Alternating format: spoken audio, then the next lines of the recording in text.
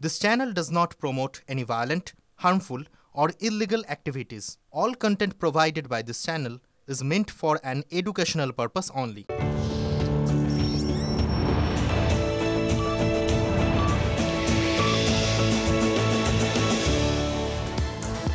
নমস্কার, স্বাগত আপনাকে আরো একবার টিভি9 বাংলায়। আমি দীপ রয়েছি আপনার সঙ্গে। এখন সময় 5 কথার সারাদিনের এখনো পর্যন্ত ঘটে যাওয়া সব বড় খবরের মধ্যে থেকে ঝাড়াই বাছাই করে বিশেষ কয়েকটি খবরের সময়।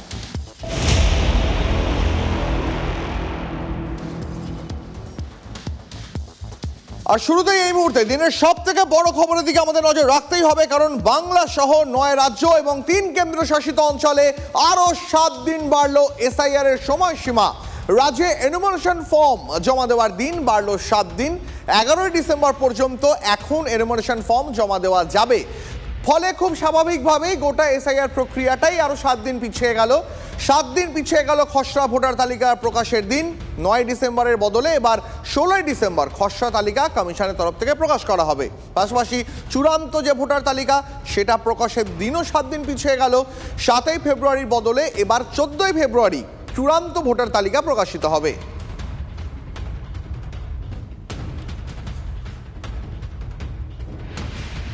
এসআইআর নিয়ে ছেলে খেলা করছে কমিশন, আক্রমণ সানিয়েছে শাসক দল তৃণমূল কংগ্রেস। এতগুলো প্রাণ চলে যাওয়ার পর সময় বাড়লো, মন্তব্য ফেরহাদের। বিজেপির টার্গেট পূরণ হয়নি বলেই ভোট চুরি করতে আরো 7 দিনের সময়সীমা বাড়ানো হয়েছে কিনা সেই প্রশ্নও থাকছে। এই মন্তব্য তৃণমূল মুখপাত্র অরূপ চক্রবর্তীর। তৃণমূল 2 বছর সময় চেয়েছিল, কমিশন 7 দিন বাড়িয়েছে। যাই হোক না কেন, তৃণমূল কংগ্রেসের বিদায় এবার নিশ্চিত। পাল্টা সুকান্ত মজুমদার, আগেই সময় বাড়ালে বিএলওদের প্রাণ ওষ্ঠাগত হতো না, মন্তব্য মোহাম্মদ সেলিমের। এখন আবার বলছে 7 দিন পিছিয়ে দিচ্ছে। 4 তারিখেরটা হবে 11 তারিখ, 9 তারিখেরটা হবে 16 তারিখ, 7 তারিখেরটা হবে 14 তারিখ। মানে কি ছেলে খেলা চলছে নাকি? কারণ বিজেপির টার্গেট দেওয়া মতো যে 1,20,00,000 ভোটারের নাম বাদ দিতে হবে, সেই টার্গেট আসলে ফুলফিল হয়নি। কারণ বাংলায় তৃণমূলের বিএলএ টুরা জোনাল মার্কিং করে বিএলওদের সাথে দাঁড়িয়ে থেকে কাজ করে। শুধু তাই না, সমস্ত তথ্য দিদির দুধ অ্যাপেও আমাদের নিজস্ব অ্যাপের মধ্যে নথিভুক্ত করা হয়ে গেছে। তাই কোনো রকম জাল জুয়া চুরি করতে আসলে ধরা হবে। যেহেতু তারা চুরি করতে পারছে না, ভোট চোরেরা, তার জন্য যাতে ভোট চুরি করার জন্য আরও সময় পাওয়া যায়, তার জন্য এই 7 দিনের এক্সটেনশন কিনা সেই বিষয়ে তো প্রশ্ন থাকবেই। যে কোনো পদ্ধতিতে নির্বাচন কমিশন হোক বা যে অন্য কেউ হোক, যখন একটা কাজ হয়, সেই কাজ যখন চলতে থাকে, চলার পর বা ইমপ্লিমেন্ট হওয়ার পর তার অ্যাসেসমেন্ট হয়। সেই অ্যাসেসমেন্ট অনুসারে নির্বাচন কমিশন তার পদক্ষেপ নেবে, এটাই তো স্বাভাবিক। সেই জন্য যারা চাপের কথা মনে করছেন তাদেরকে আমি এটাই বলবো, জীবন অমূল্য, চাপের কোনো বিষয় নেই। আপনি যতটুকু পারবেন ততটুকু করবেন। কিন্তু অদ্ভুত দেখা যাচ্ছে, যেমন একজন মহিলার অভিযোগ উঠলো যে তিনি নাকি সুসাইড করেছেন, পরে দেখা গেল তিনি কন্ট্রাকচুয়াল কর্মী ছিলেন। তো আপনি কন্ট্রাকচুয়াল কর্মীদেরকে যদি কাজ দেন, তাহলে পরে তো তারা চাপে পড়বেই, কারণ তো তাদের কন্ট্রাকচুয়াল যে জবের নিয়ম অনুসারে তাদের কাজ অল্প হওয়ার কথা। তো চাপ, তাদের তো অভ্যেস নেই চাপ সামলানোর। অথচ একজন বিশেষভাবে সক্ষম দিব্যাঙ্গজন যাদেরকে বলি, সেই রকমের ক্যান্ডিডেট বিএলও তিনি কমপ্লিট করে নিচ্ছেন। আগেই তাহলে ঠিক করার কথা ছিল, ফর্ম ছাপা না ছাপে শুরু করে দিল। আবার তাদের কীভাবে ফর্ম ফিল আপ করবে সেই ট্রেনিং দেওয়া হলো না। মোদি মমতার এত মুখ লাগায়, কিন্তু চারিদিকে তো কেন্দ্র সরকার, রাজ্য সরকার ইসে বিজ্ঞাপন দিয়ে বলতে পারতো যে কী করতে হবে কী করতে হবে না, আগে কেন করতে পারলো না? আবার বিএলওদের হচ্ছে ওষ্ঠাগত প্রাণ, কারণ প্রতিদিন নিয়ম পাল্টাচ্ছে। এগুলো হচ্ছে ভাবিয়া করিও কাজ, করিয়া ভাবিও না। এই মুহূর্তে আরো একটা বড় খবরে নজর রাখবো। এসআইআর ইস্যুতে আগামীকাল নির্বাচন কমিশনের দ্বারস্থ হচ্ছেন বিরোধী দলনেতা। বিধানসভা থেকে মুখ্য নির্বাচনী দফতর পর্যন্ত মিছিল করে যাবেন বিজেপি বিধায়করা, নেতৃত্বে থাকবেন শুভেন্দু অধিকারী। আমাদের প্রতিনিধি প্রদীপ্ত এই মুহূর্তে রয়েছেন আমাদের সঙ্গে। প্রদীপ্ত, মুখ্য নির্বাচনী দফতর পর্যন্ত মিছিল করে যাবেন বিজেপি বিধায়করা, শুভেন্দু অধিকারী তিনি কি অভিযোগ জানাবেন কমিশনের কাছে? দেখো, এখনো পর্যন্ত যা জানা যাচ্ছে এই গোটা প্রক্রিয়ার ক্ষেত্রে কোথায় কি ত্রুটি রয়েছে, কোথাও কোথাও এই অভিযোগ সামনে আসছে যে রাজ্য সরকারের ঘনিষ্ঠ বেশ কিছু অফিসার রয়েছেন যারা বিডিও হতে পারেন, ডিএম হতে পারেন, এসডিও হতে পারেন, তারা পক্ষপাতমূলক আচরণ যেমনভাবে করছেন। বহু জায়গাতে দেখা যাচ্ছে বিএলওদের ওটিপিকে ব্যবহার করে বিডিও অফিস বা পঞ্চায়েত অফিসগুলোতে বেসরকারি যে ডাটা এন্ট্রি অপারেটর রয়েছে তাদেরকে দিয়ে এই গোটা প্রক্রিয়া করানো হচ্ছে। ফলে এই সমস্ত অভিযোগকে যেমনভাবে শুভেন্দু অধিকারী সঙ্গে করে নিয়ে যাবেন, একই সঙ্গে কোথায় কত অবৈধ ভোটার এখনও বাকি রয়েছে, কাদের নাম বাকি রয়েছে, এই সমস্ত বিষয়কে তিনি সঙ্গে নিয়ে যাবেন, তার তালিকাভুক্ত করবেন এবং সেই তালিকা কমিশনে জমা দেবেন। এবং বিজেপি বিধায়কদেরকে আগামীকাল সকাল 11টার সময় বিধানসভাতে আসতে নির্দেশ দিয়েছেন তিনি বলেই আমরা জানতে পারছি। এবং তারপর তার যে পরিষদীয় দপ্তর রয়েছে বিধানসভায়, সেখানে একটা বৈঠক হবে এবং বৈঠকের পর তিনি রাজ্যের মুখ্য নির্বাচনী আধিকারিকের যে দপ্তর রয়েছে সেখানে তিনি যাবেন। আমরা দীপ বলে রাখা ভালো যে আমরা দেখেছি যে অতীতেও শুভেন্দু অধিকারী একাধিকবার গিয়েছেন। দিন কয়েক আগেও 5টি লোকসভার প্রায় 13 লক্ষ নথি, 13 লক্ষ ভোটারের নথি তিনি নিজে হাতে এবং সঙ্গে জগন্নাথ চ্যাটার্জির মতো নেতারা ছিলেন তাদেরকে নিয়ে গেছেন। অর্থাৎ ভোটার তালিকা যাতে নির্ভুল হয় সেই বিষয়ে সিও দপ্তর যাতে ঠিক করে কাজ করে তা নিয়েই শুভেন্দু অধিকারীরা আগামীকাল যাবেন। একই সঙ্গে তোমায় বলে রাখি যে এই সপ্তাহে অর্থাৎ আগামীকাল থেকে যে সপ্তাহ শুরু হচ্ছে সেই সপ্তাহে দিল্লিতে নির্বাচন সদনে কিন্তু একইভাবে শ্রমিক ভট্টাচার্য, অমিত মালবিয়ারা যাবেন যে এই রাজ্যের ক্ষেত্রে কি কি পদক্ষেপ করা উচিত বলে তারা যেমনভাবে পরামর্শ দেবেন, একই সঙ্গে তারা অভিযোগও জানাবেন বলে আমরা জানতে পারছি। অর্থাৎ আগামীকাল শুভেন্দু অধিকারী এবং বুধবার বৃহস্পতিবার নাগাদ শ্রমিক ভট্টাচার্য তারা দিল্লিতে যাবেন কমিশনের ওপরে এসআইআর পর্বে আরো বেশি করে কমিশনের উপর জোড়া চাপ তৈরি করার চেষ্টা বিজেপি তরফে। প্রদীপ্ত, অনেক ধন্যবাদ তোমাকে। আগামীকাল এই দিকেও নজর রাখতে হবে যে কমিশনের যে অফিস সেখান থেকে কিন্তু ঢিল ছোড়া দূরত্বে এই মুহূর্তে অবস্থান চালিয়ে যাচ্ছেন বিএলও অধিকার মঞ্চের সদস্যরাও। দেখুন, ফলতায় কমিশনের স্পেশাল 13 আর তার মধ্যেই বিস্ফোরক অভিযোগ তুললেন শুভেন্দু অধিকারী।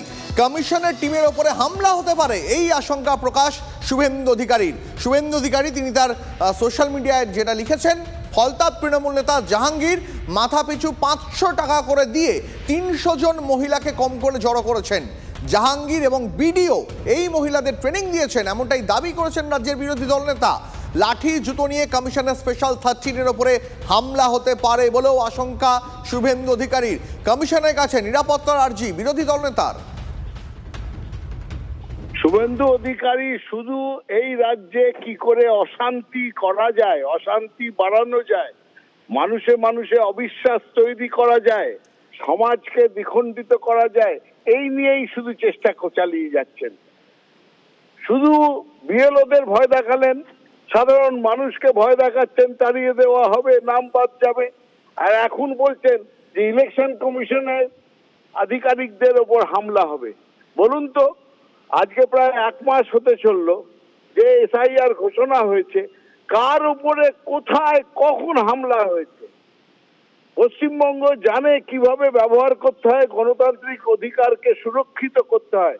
গণতন্ত্র রক্ষার জমির নাম পশ্চিমবঙ্গ, সেই পশ্চিমবঙ্গের নামে এইভাবে তিনি যে কালি ছিটাচ্ছেন সেইটার জন্যই ওনাকে সরে যেতে হবে। এসআইআর এর কাজ খতিয়ে দেখতে রাজ্যে পৌঁছে গেছে কমিশনের স্পেশাল 13। তার ইতিমধ্যে কাজ শুরু করে দিয়েছে। অভিষেক বন্দ্যোপাধ্যায়ের ডায়মন্ড হারবার কেন্দ্রের ফলতায় বিশেষ পর্যবেক্ষক সুব্রত গুপ্ত, তার সঙ্গে পর্যবেক্ষক IAS সি মুরুগানো। প্রথমে এসআইআর নিয়ে জেলা নির্বাচনী আধিকারিকের সঙ্গে বৈঠক, তারপর রাজনৈতিক দলের প্রতিনিধিদের সঙ্গেও বৈঠক। একাধিকবার এই কেন্দ্র থেকে ভোটার তালিকায় কারচুপির অভিযোগ তুলেছে বিজেপি।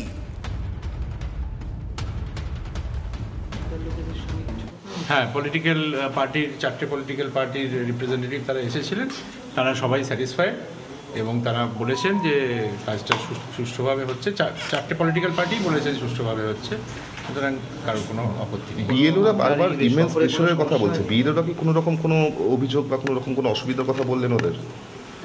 আমি যেটা বললাম যে প্রসিডিওরাল কিছু ইস্যুস ওনারা রেজ করেছেন, সেগুলো আমরা যে মানে গাইডেন্স বা গাইডলাইন, যদি অতিরিক্ত গাইডলাইন দরকার হয় সেটা আমরা দিয়ে দেব।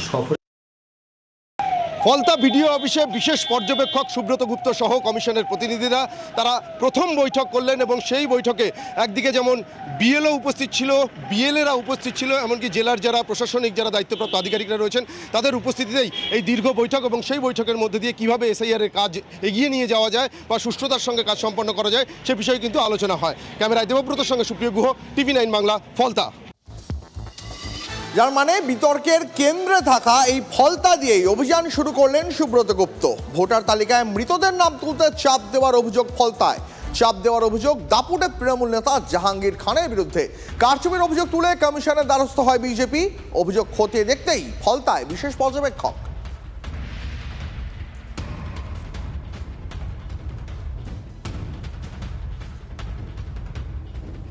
সবচেয়ে চুরি ওখানে আছে, যেতে বললাম ফলতা, মগরাহাট, ডায়মন্ড হারবার, ভালো করে ঘুরতে বলি। সবচেয়ে বেশি চুরি ওখানে আছে। এই শানু বক্সি সাদা খাতার ভিডিও তো সব বিএলওকে ডেকে বলেছে পিএলও তে ফর্ম ফিল আপ করতে হবে না, দিয়ে যান, আমরা ফর্ম করে দিচ্ছি। ওটিপি দিয়ে দিয়েছে আইপ্যাকের লোকেদের। কি পার পেয়ে যাবে নি? ধরা হবে। 52 জন বিহারে জেলে আছে।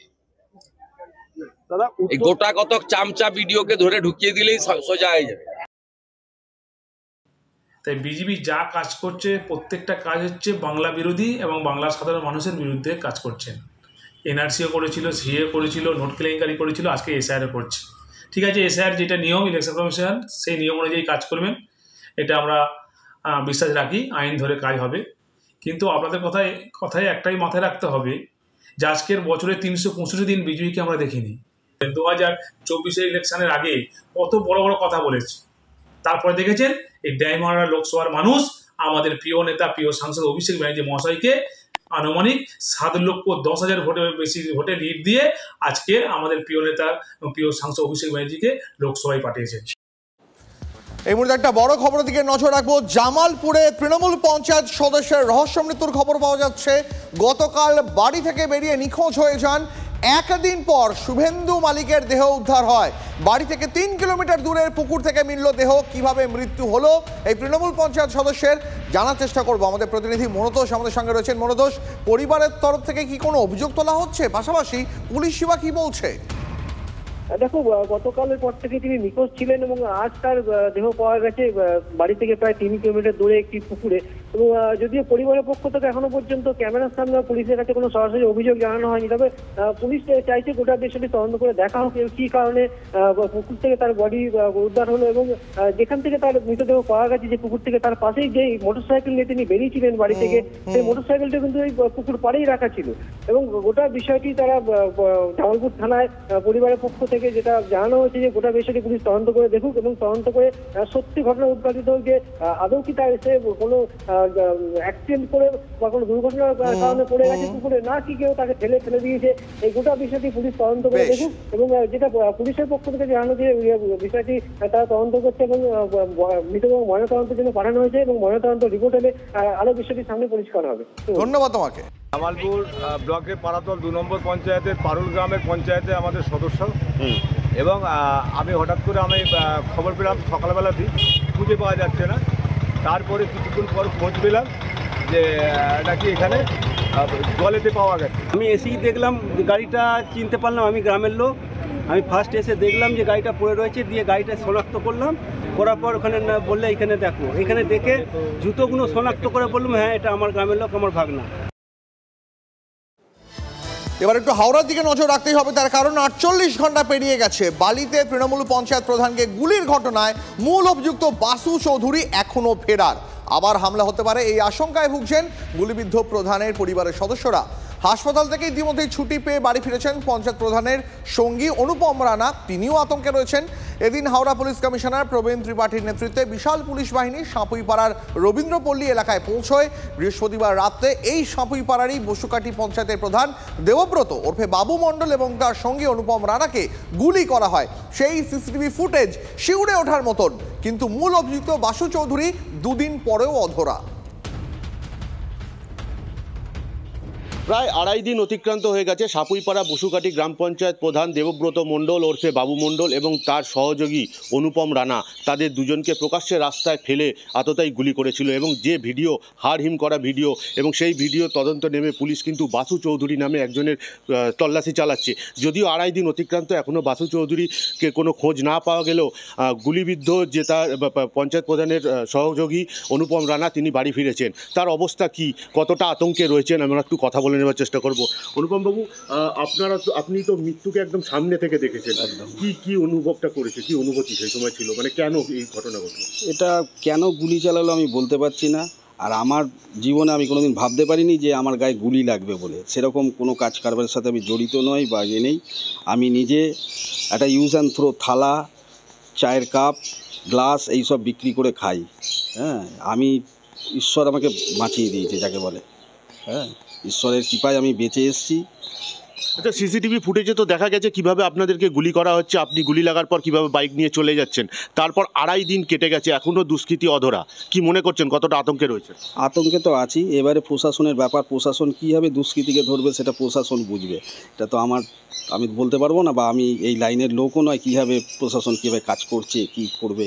এদিন হাওড়া সিটি পুলিশের নগরপাল প্রবীণ কুমার ত্রিপাঠীর নেতৃত্বে বিশাল পুলিশ বাহিনী রবীন্দ্রপল্লী থেকে শুরু করে বেলুর চাঁদমারি এবং বেলুর স্টেশন রোড পর্যন্ত তদারকি করেন এবং যেসব রাস্তা দিয়ে এই বাসু চৌধুরী পালাতে পারে সেই সব রাস্তাগুলিকে ঘুরে দেখেন। সব মিলিয়ে বাসু চৌধুরী এখনও 2.5 দিন পর অধরা রয়েছেন, আতঙ্কে রয়েছেন অনুপম রানা এবং পঞ্চায়েত প্রধানের বাড়ির লোক।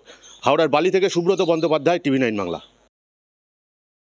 পুলিশ ব্যাপারটা দেখছে, সিপি নিজে এটা হ্যান্ডেল করছে। আমি সিপিকে ফোন করেছিলাম, সিপি বললো খুব তাড়াতাড়ি আমরা এটাকে ট্র্যাক করে ধরে নেব। অ্যাকচুয়ালি এই এলাকার মধ্যে নেই, সে বাইরে পালিয়ে গেছে। তো সিপি আমাকে কথা দিয়েছে 2-1 দিনের মধ্যে ধরে দেবে। তাহলে যে বাড়ির লোকজন বা স্থানীয় বাসিন্দা তারা বলছে আতঙ্কিত, বলছে এরকম যদি হয় এবার তো বাড়ির মধ্যে এসে গুলি করে দিয়ে যাবে। আতঙ্কিত হওয়ার কোনো কারণ নেই। আমরা সমস্ত দলবদ্ধভাবে আগামী দিন আমরা ওখানে এলাকায় মিছিল মিটিং সমস্ত কিছু করব এবং এর পিছনে ষড়যন্ত্র আছে কিনা সেটাও আমাদের দেখার ব্যাপার আছে।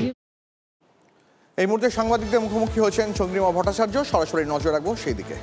সাংসদ পার্থ ভৌমিক আছেন, তিনিও তার কথা বলবেন দলের পক্ষ থেকে। এই যে 5টি গুরুত্বপূর্ণ প্রশ্ন মাননীয় সাংসদের পক্ষ থেকে তোলা হয়েছিল, অভিষেক বন্দ্যোপাধ্যায় তুলেছিলেন এই 5টি প্রশ্ন। সেই 5টি প্রশ্ন সব রাজ্য স্পেশাল ইন্টেন্সিভ রিভিশন হচ্ছে, হঠাৎ স্পেশাল রিভিশন হচ্ছে কোথায় না অসমে। অসম কি সীমান্তবর্তী রাজ্য নয়? আমরা প্রশ্ন করতে চাই, উত্তর পূর্বে আরো রাজ্যগুলো কি সীমান্তবর্তী রাজ্য নয়? খালি বাংলায় কি সীমান্তবর্তী রাজ্য? এই প্রশ্ন তুলেছিলেন অভিষেক বন্দ্যোপাধ্যায় মাননীয় সাংসদ। আমি আগেও বলেছি, এই প্রশ্নটাই তুলেছিলেন অভিষেক বন্দ্যোপাধ্যায় যে ত্রুটিপূর্ণ যদি আগের তালিকা হয় তাহলে স্টেপ ডাউন করুন, সরকার থেকে বেরিয়ে আসুন, ত্রুটি মুক্ত নির্বাচন কমিশনের একটা লিস্ট হোক, ভোটার লিস্ট, সেইটাতে আবার লড়াই করে আসুন। তার উত্তর নেই। এই যে এত মৃত্যু হয়েছে অপরিকল্পিতভাবে, পরিকাঠামোহীন একটা ক্ষেত্র তৈরি করে, তার উত্তর দেবে কে, দায় নেবে কে, সে কথাও তিনি তুলেছিলেন। উদ্বেগ প্রকাশ করেছিলেন যে বিজেপির তুচ্ছ অভিযোগগুলো প্রাধান্য পাচ্ছে, কিন্তু তৃণমূল কংগ্রেস যখন সঠিক অভিযোগ করছে সেটা প্রাধান্য পাচ্ছে না। কিন্তু আজকে প্রকারান্তরে তৃণমূল কংগ্রেসের কথাটাকেই স্বীকার করতে হয়েছে। আর তিনি দাবি করেছিলেন যে ওই 1 কোটি ভোটার বাদ যাবে, ইলেকশন অত দফায় হবে না, এত দফায় হবে। বাবা, কার সাথে ভাব? আমরা প্রশ্ন করতে চাই, কার সাথে ভাব? কোনো উত্তর নেই।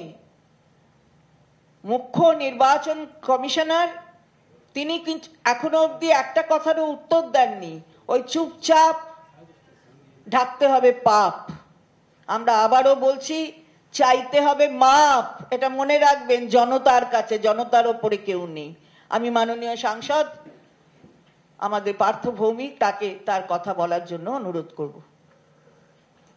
ধন্যবাদ মাননীয় মন্ত্রী। চন্দ্রিমা ভট্টাচার্য মহাশয়কে, তিনি তার কথা দলের পক্ষ থেকে, তৃণমূল কংগ্রেসের পক্ষ থেকে বিস্তারিতভাবে বলেছেন। এর সঙ্গে অতিরিক্ত দুটো কথা আপনাদের স্মরণ করিয়ে দিতে চাই। যে কোনো কাজ করতে গেলে তার একটা পরিকল্পনা দরকার। একটা মানুষ যখন তার বাড়ি তৈরি করে তারও একটা প্ল্যান থাকে। আমরা প্রথম দেখলাম যে ভারতবর্ষের একটা গুরুত্বপূর্ণ দপ্তর, স্বয়ংশাসিত সংস্থা নির্বাচন কমিশন, উইদাউট এনি প্ল্যানিং, নেই কোনো পরিকাঠামো, নেই কোনো প্ল্যানিং, কোনো ফিল্ড ভিত্তিক প্রস্তুতি, তারা এসআইআরটা জোর করে চাপিয়ে দিলেন। এসআইআর এর সময়সীমা বৃদ্ধি পেয়েছে। তৃণমূল কংগ্রেসের সাংবাদিক বৈঠকে কি বলছেন পার্থ ভৌমিক, নজর রাখবো এই মুহূর্তে সেদিকে। ভয় দেখিয়ে, নইলে অন্য কোনো রকম ভাবে জোর করে নিজেদের পক্ষে বলানোর চেষ্টা করাটা, এবং সর্বশেষ ভারতীয় নির্বাচন কমিশন তাদেরও নিরপেক্ষতাকে তুলে দিয়ে নিজেদের দলের স্বার্থে কাজে লাগান। এবং যার প্রথম ধাপ আমরা দেখেছিলাম, আগে কি ছিল, প্রধানমন্ত্রী, বিরোধী দলের নেতা, সুপ্রিম কোর্টের একজন বিচারপতি। আমরা দেখলাম সুপ্রিম কোর্টের বিচারপতির জায়গাটাকে ক্যান্সেল করে প্রধানমন্ত্রী মনোনীত এক ব্যক্তির নাম, অর্থাৎ 2:1 করে দেওয়া হলো, যাতে নির্বাচন কমিশনারকে নিজেদের পছন্দ মতো বসানো যায়। এবং সেই পছন্দ মতো নির্বাচন কমিশনারের নাম হচ্ছে জ্ঞানেশ কুমার। আমার প্রশ্ন, ভারতীয় জনতা পার্টি কিংবা জ্ঞানেশ কুমার তারা কি মৃত্যুর দায় নেবেন? আমার প্রশ্ন, এই যে 40 জন মারা গেলেন, বাংলার একজনও বিজেপির নেতা, কেন্দ্রের একজনও বিজেপির নেতা, একজনও নির্বাচন কমিশনারের কোনো লোক এই 40টা পরিবারের কারোর খবর নিয়েছেন?